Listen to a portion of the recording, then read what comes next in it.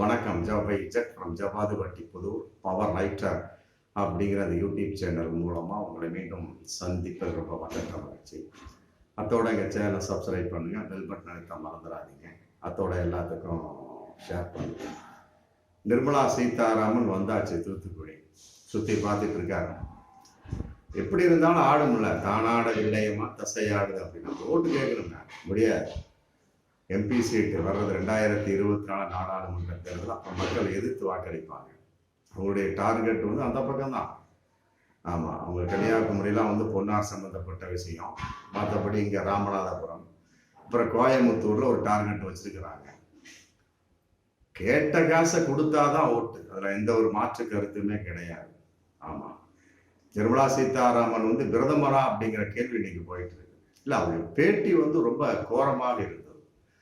ஒரு நிதி அமைச்சர் பேசக்கூடிய பேச்சா, அவருடைய பாடி லாங்குவேஜ் எல்லாம் பார்த்தா இன்னமும் அது இப்படி இல்ல. அதையெல்லாம் இன்னொரு கேள்வி அப்படின்னா, பல பத்திரிகைக்காரங்களை நான் பகிரங்கமாவே கேட்டுக்கிறேன். நிர்மலா சீதாராமன் மூச் பாய் பேச ஒரு பேச்சுக்கு சொல்றாங்க, பேசிட்டு இருக்கிறாங்க. அந்த பேட்டியில மூச் அப்படிங்கிற டக்குன்னு வாயை முடிக்கிறாங்க. இதே ஒரு உதயநிதி ஸ்டாலின், மற்றபடி ஒரு சாதாரண ஒரு அமைச்சர் அப்படின்னா ஒண்ணுக்கு மேல ஒண்ணு ஏறிக்கிட்டு கேள்வி எப்படி கேட்குறீங்க? அது எப்படி நிர்மலா சீதாராமன் சொன்னா அப்படி கட்டுக்கோ அப்படின்னு கட்டுப்படுறீங்க? இதெல்லாம் எந்த ஒரு நாடாக? பத்திரிகைக்காரர்களை பத்தி நான் கேட்கிறேன். நிர்மலா சீதாராமன் அந்த மாதிரி கேளுங்க, மற்றபடி டோட்டலா கேட்கிற மாதிரி எல்லா அமைச்சர்கிட்டமே கேளுங்க, அமைதியா கேளுங்க. சொன்ன உடனே கட்டுப்படுறீங்க. நிர்மலா சீதாராமன் கை அமைக்கிற அப்படியே ஸ்டாப் ஆகுறீங்க. அந்த மரியாதை ஒரு ஆணுக்கு இல்லையே. ஒரு ஆண் அமைச்சர்கிட்டவும் மற்றபடி ஒன்றிய அமைச்சர் ஆணாக யார்கிட்டையுமே இல்லை. உதயநிதி ஸ்டாலின் எவ்வளவு ஜாலியா அந்த பையன் அவளா ஜம்முன்னு பேசுறாரு. அவர்கிட்ட ஒரு நிர்மலா சீதாராமன் இப்போ நீங்க கேள்வி கேட்டீங்கன்னா மெம்மேல ஏறிட்டுல கேள்வி கேட்குறீங்க. ஏதாவது வாயில புடுங்கலாமா, ஏதாவது பண்ணலாமா? அப்படி புடுங்கித்தான் வந்தது. இன்னைக்கு வெப்ப ஓட்டு சொத்தான்னு கேட்டாரு. ஏடிஎம்மான ஒரு ஒன்றிய அமைச்சர் கேட்கக்கூடிய அளவுக்கு இருக்கக்கூடிய அந்த அதிகாரம் உங்க அப்பா ஓட்டு சொத்தா அப்படின்னு கேட்கறதுக்கு ஒரு மாநில அமைச்சருக்கு இருக்காதா? இப்ப இந்த வந்துட்டார்ல, தூத்துக்குடிக்கு பார்க்க வந்துட்டார்ல. இன்னைக்கு நிர்மலா சீதாராமன் தூத்துக்குடிக்கு பார்வையிட வந்ததுக்கு 2 பேர் தான் காரணம். ஒண்ணு உதயநிதி ஸ்டாலின், இன்னொன்னு ஒரு சமூக வலைத்தளத்துல பரவிட்டு இருக்கிற ஒரு அன்பர். அவர் இந்து மக்கள் நெத்தியில நம்ம திருப்பதி வெங்கடாஜலபதி மாதிரி ஒரு நாமம் போட்டிருக்காரு. அவர் பேசுற பேச்சு தான் இன்னைக்கு 2 பேர் தான் காரணம். 2 பேர்த்துக்கு எங்களுடைய பவர் ரைட்டர் யூடியூப் சேனல் மூலமாக நன்றி இழந்த வணக்கத்தை தெரிவித்துக் கொள்கின்றோம். உதயநிதி ஸ்டாலின் 1, நம்பர் 2 அந்த நாமம் போட்ட அந்த நம்ம அன்பு நண்பர், இந்த நண்பர். அவர் என்ன கொளுத்துறாரு? நிர்மலா சீதாராமன் படிச்சிருக்கிறா? நீ என்ன படிச்சிருக்க? நீ உனக்கு என்ன தெரியுமா? NDFCனா என்ன, SDFCனா என்ன? அவர் என்னங்க கேள்வி கேட்கிறாரு?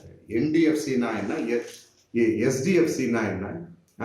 பேரிடருக்கு என்ன ஸ்கேல் வச்சிருக்கிற சொல்லு. நிர்மலா சீதாராமன் நிதி அமைச்சர்னா உனக்கு எல்லாம் தெரிஞ்சது அர்த்தமாயிருமா? என்ன பெரிய அறிவாளியா? அந்த வீடியோவை பார்த்தா அப்படியே நெருப்பா கொதிக்கிறாரு மனசு. இந்த மாதிரி நியாயமான ஆளுகள் வேணுங்க. இல்லைன்னா பாஜக கண்ணுல விரல் விட்டு ஆட்டிடும். குறிப்பாக தமிழகத்தை பாருங்க, நாடாளுமன்றத்துல கலர்குண்டு தாக்குதல். இது வரைக்கும் ஒரு அறிக்கை தாக்கல் பண்ணாங்களா? கடைசியா மோடி போயிட்டார், முடிஞ்சு போச்சு, அவ்வளவுதான். 146 149 MP சஸ்பென்ஸ். அது மாதிரி இதையும் தமிழகத்தை ஓரம் கட்டிடுவாங்க. ஆனா போட்ட போடு, அடிச்சடி, சம்மட்டி அடி. ஆமா, ஒன்று உதயநிதி ஸ்டாலினுடைய சம்மட்டித்தனமான ஒரு வார்த்தைகள், இன்னொன்று அந்த அன்பு நண்பர் ஆமா பேசிய அந்த வைரலான பேச்சு. நிர்மலா சீதாராமனையே அப்படியே கதிகலங்க வச்சிருக்க அப்படியே நம்ம சொல்லக்கூடிய ஒரு சூழல். உண்மை இதெல்லாம் இந்த மாதிரி ஆட்கள் நமக்கு தேவை. அதாவது இந்த பாஜக அரசு எவ்வளவுதான் ஒரு இதாக இருந்தாலும் சரி, அவங்க ஏதோ ஒரு வகையில மூடி மறைச்சு தன்னுடைய நிலைப்பாட்டை ஒருதலை பட்சமாவே கொண்டு போவாங்க. இல்ல, நிர்மலா சீதாராமன் தமிழ் பேசக்கூடிய ஒரு பொண்ணு. அவங்களுக்கு தமிழகத்தை பத்தி தெரியாதா? பாருங்க, மோடி சைட்டா MK ஸ்டாலின்ட்டே பேசிட்டார். இவங்க அதிகாரப்பூர்வமாக ஆதாரமும் ஒரு டாம்பரும் பேசிட்டு போனாங்க. அடுத்த நாளே மோடி MK ஸ்டாலின் ஸ்ட்ரைட்டா பேசிட்டார். கட்டாயமா இல்லைங்க, அமுச்சுடுறேன் அப்படின்னு சொல்லிட்டு ஒரு சமாதானமா பேசிட்டாரு. இன்னைக்கு நிர்மலா சீதாராமன் வந்துட்டாரு. இதுக்கெல்லாம் தமிழிசை என்ன பேசுற? அவர் இருக்கக்கூடிய மாநிலம் கவர்னரா இருக்கக்கூடிய அது வேற ஏரியா. தமிழகத்துக்கு அவருக்கு என்ன சம்பந்தம் இருக்கு? அரசியல் தமிழக அரசியலை பேசுறது தமிழிசைக்கு என்ன யோகியதை இருக்கு? தூத்துக்குடி பகுதியில் நெல்லை பகுதியில் அவரு பார்வையிடுறார். பார்வையிடக்கூடிய சமயத்துல சொல்லியிருக்கிறார், நான் சகோதரியாக வந்திருக்கின்றேன். ஆமா, மற்றபடி தேசிய பேரிடராக அறிவிக்க முடியாது. பல அறிவிப்பதற்கு பல சட்ட திட்டங்கள் இருக்கான். இப்ப சட்ட திட்டத்துக்கு உட்பட்டு தான் வந்து மழை வெள்ளம் பூகம்பம் வருதா? நான் தமிழிசையை பார்த்து நான் கேட்கிறேன். சட்ட திட்டத்துக்கு உட்பட்டு முதல்ல எல்லாம் வந்து எங்க இப்போ இன்னைக்கே சொல்லுவாங்க கிராமத்துல, என்னப்பா வருஷம் மும்மாறி பெய்யும்பா, 4 மாசத்துக்கு ஒரு மழை பெய்யும். இன்னைக்கு பெய்யுதா? திடீர்னு ஜனவரியில பெய்யுது, பிப்ரவரியில பெய்யுது. காரணம் இயற்கை சூழல், இயற்கையை பேரிடரா போச்சு. அது நம்ம தான் காரணம். அதையெல்லாம் புரிஞ்சுக்காம வந்து சட்ட திட்டங்களுக்கு பேரிடராக அறிவிப்பு, தேசிய பேரிடராக அறிவிப்பது சட்ட திட்டங்களுக்கு உட்பட்டது அப்படின்னா, அப்ப இயற்கை வந்து சட்ட திட்டங்களுக்கு உட்பட்டு நடந்து கொண்டிருக்கிறதா? அந்த அது நடந்துகிட்டு தான் இருக்குதுங்க. கண்ணதாசன் சொன்ன மாதிரி வந்து மனிதன் மாறிவிட்டான். வானம், மழை, காற்று, பூமி எதுவுமே மாறவில்லை, மனிதன் மாறிவிட்டான். அதான் உண்மை. அதுக்கெல்லாம் அப்படியே தான் இருக்கு. நம்ம தானே அது போய் டிஸ்டர்ப் பண்ணி இப்ப கண்டதுண்டமா ஆக்கி அதனுடைய உண்மையான வெளிப்பாடை மாத்தி இப்ப நாசமா போய் நம்மெல்லாம் உட்கார்ந்துருக்கிறோம். ஏன் இது தமிழிசைக்கு தெரியாதா? சட்ட திட்டம் எங்க சட்ட திட்டத்தை பத்தி பேசுறது? ஒருத்தர் ஹெல்மெட்டே போட முடியாது, எப்படி ஹெல்மெட் போடுவான்? என்ன ஆக்சிடென்ட், விபத்து அப்படிங்கிறப்ப ஒன்றும் பண்ண முடியாது. அப்ப அதுக்கு என்ன ஏற்பாடு? அதைத்தான் நம்ம செய்யணும். ஒரு வருஷ மழை வந்து ஒரே நாள பெய்ஞ்சிருக்கு. ஏன் தமிழிசைக்கு தெரியாதா? வருஷத்துக்கு 2 தடவை வந்து அமௌண்ட்டை கொடுப்பாங்க. பேரிடர் சம்பந்தப்பட்ட 450 கோடி 450 அதை கொடுத்து போட்டு மழை வெள்ளம் சம்பந்தப்பட்டு சேர்ந்து கொடுத்துதான் கணக்கு சொல்லிட்டு உட்காந்துருக்காங்க. இதை மக்கள் நம்பிக்கிட்டு இருக்காங்க. பல பேர் நம்பிட்டாங்க. இன்னைக்கு தான் வந்து ஒரு ஆப்போசிட்டா கேள்வி கேட்கிறாங்க. அந்த மாதிரி பாருங்க, அந்த நாம போட்ட அந்த அன்பு நம்ம இந்து நண்பர் வந்து ஃபர்ஸ்ட் அந்த மாதிரி நண்பர்கள்லாம் நிறைய பேர் பேசுவாங்க. நிறைய ஊருக்கு 10 பேர் வேணுங்க. இல்லைன்னா இந்த பாஜக அரசும் நம்ம ஏமாற்றி விடுவாங்க. அதான் பகிரங்கமான உண்மை. அண்ணாமலையாவது பரவாயில்லையே, அண்ணாமலையே சொல்ற பேரிடராக இதுவரைக்கும் அறிவித்தது கிடையாது அப்படிங்கிற. Right, okay. ஆங்கில இதுல ஆந்திராவில் நடந்த சில அந்த புயல் சம்பந்தப்பட்ட விஷயத்தை கூட பேரிடராக அறிவிக்கலாம். அந்த சுனாமியை கூட தேசிய பேரிடராக மத்திய அரசு அந்த ஆண்டியுடன் அந்த எந்த ஒரு மத்திய அரசும் அறிவிக்கல. ஆனா அந்த அளவு சட்டத்திட்டங்கள் எதுவும் கிடையாது. Right, okay. இருந்தாலுமே வந்து அதற்கு உண்டான அமௌண்ட்டை வந்து கட்டாயமாக மத்திய அரசு செய்யும். இன்னைக்கு செவ்வாய்க்கிழமை வந்து கட்டாயமாக வந்து இவர் நிர்மலா சீதாராமன் பார்வையிட வருகிறார். இது எப்படி கண்ணியமா இருக்கு? ஒரு வகையில அண்ணாமலையை கூட இந்த வகையில ஒத்துக்கலாம் போல இருக்கு. ஆனா தமிழிசை தமிழ்நாட்டுல பிறந்துகிட்டு இத்தனைக்கு வந்து அவரும் ஒரு குறிப்பிட்ட நாடார் சமூகத்தை சேர்ந்த அன்பு சகோதரி தான். தூத்துக்குடி, மற்றபடி சாத்தான்குளம், மற்ற நெல்லை எல்லாமே நாடார் சமூகத்தை சேர்ந்தவங்க தான் இருக்கிறாங்க. அவங்களுக்கு ஆதரவாக கூட அவர் பேசுறேன் தமிழிசை. உண்மையிலே வந்து வேதனைக்குரிய விஷயம் இல்ல. அந்த மண்ணின் மைந்தன் அவர்.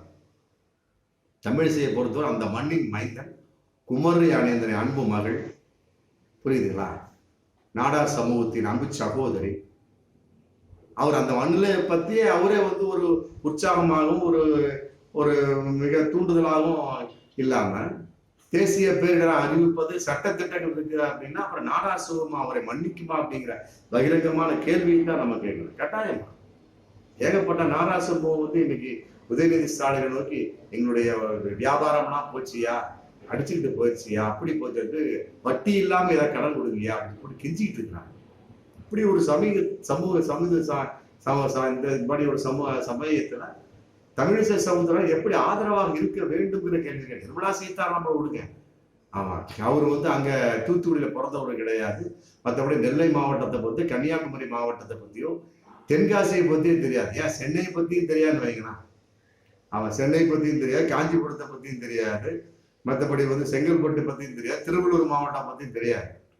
அவருக்கு தெரிஞ்சது டெல்லி. அதை விட்டு அவர் பிறந்த திருச்சி என்னமோ சொல்றாங்க. மற்றபடி அவர் கல்யாணம் பண்ணியது ஒரு ஆந்திரக்காரன்னு சொல்றாங்க. அது மட்டும் தான் தெரியும். நேரா வருவார், நேரா போவார். இன்னும் சொல்ல போனா எம்பியா டைரக்டா நின்று ஜெயிச்சிருந்தா அவருக்கு தெரியும். புரியுதுங்களா? டைரக்டா நின்று ஜெயிக்க முடியுமா நிர்மலா சீதாராமன்? பகிரங்கமாக நான் சவால் விடணும். இப்படிப்பட்ட பேசக்கூடியவங்களுக்கு எப்படி தமிழக மக்கள் ஓட்டு போடுவாங்க? இன்னைக்கு வந்து மோடி மு.க. ஸ்டாலின் பேச அதிரடியா இன்னைக்கு அனுப்பிச்சு விட்டாரால நிர்மலா சீதாராமனா. இதுதான் வந்து உதயநிதி ஸ்டாலினுக்கு நாம் கொடுக்கக்கூடிய அற்புதமான ஒரு நன்றி. இந்த வேகத்தின் வெளிப்பாடுக்கு காரணம் உதயநிதி ஸ்டாலின் தான். அப்புறம் இன்னொரு அந்த அன்பு சகோதரர் நாமம் போட்டு பேசுறாரு பாருங்க. உண்மையிலே மனுஷன் வந்து கொளுத்திட்டாரு. ஆமா, மீண்டும் அவருக்கு ஒரு நன்றியை சொல்லிக்கிறார். உதயநிதி ஸ்டாலின் நன்றியை சொல்றேன். ஆமா, யார் அப்பம் விட்டு சொத்து அப்படின்னு அந்த கேட்ட கேள்விக்கு உடனே உதயநிதி ஸ்டாலின் உடனே டக்குன்னு நிர்மலா சீதாராமனுடைய மரியாதைக்குரிய அப்பா விட்டு சொத்தை நான் கேட்கிறேன். எவ்வளவு டேலண்டான ஒரு பேச்சு தெரியுமா? உண்மையிலே வந்து உதயநிதி ஸ்டாலின் வந்து ஏகப்பட்ட முதிர்ச்சி இப்பவே தெரியுது. சின்ன பையன்தான். ஆமா, இத்தனைக்கு வந்து இப்பதான் எம்எல்ஏவா வந்து அமைச்சரா வந்திருக்கிறார். உண்மையிலே மு.க. ஸ்டாலினோட மிக அற்புதமான வளர்ச்சியை கொள்வார் என்பது பகிரங்கமான உண்மை. ஆமா, இப்படித்தான் இருக்கணும். அப்பதான் வந்து இந்த பாஜக அரசு தூங்கி பாருங்க. இல்லாட்டி சட்டத்திட்ட தப்பு நம்ம ஒடுக்கிடுவாங்க. இது பாசிச கும்ப, சனாதன போக்குள்ள கும்ப. ஆமா, இந்த இதுல கூட பாருங்க, நம்ம மத்திய பிரதேசத்துல பாருங்க, இப்ப தேவையில்லாம சில சட்டங்கள் போட்டிருக்காங்க. கிறிஸ்துவ தாத்தா வேஷம் போடணும் அப்படின்னா பெற்றோர்கள்ட்ட வந்து கையெழுத்து வாங்கணுமா. இப்ப மத்திய பிரதேசத்துக்கு புதுசா ஒரு பாஜக முதல்வர் வந்திருக்காரு பாத்தீங்கன்னா, அவர் சட்டத்தை போட்டிருக்கிறாரு. அப்புறம் லட்சத்தீவுல வந்து பிஜேபி போட்டிருக்கிறார். ஸ்டார் ஹோட்டல்ல தான் வந்து கிறிஸ்துவ சம்பந்தப்பட்ட பண்டிகையை கொண்டாடணுமா, சட்டத்தை போட்டிருக்கிறாங்க.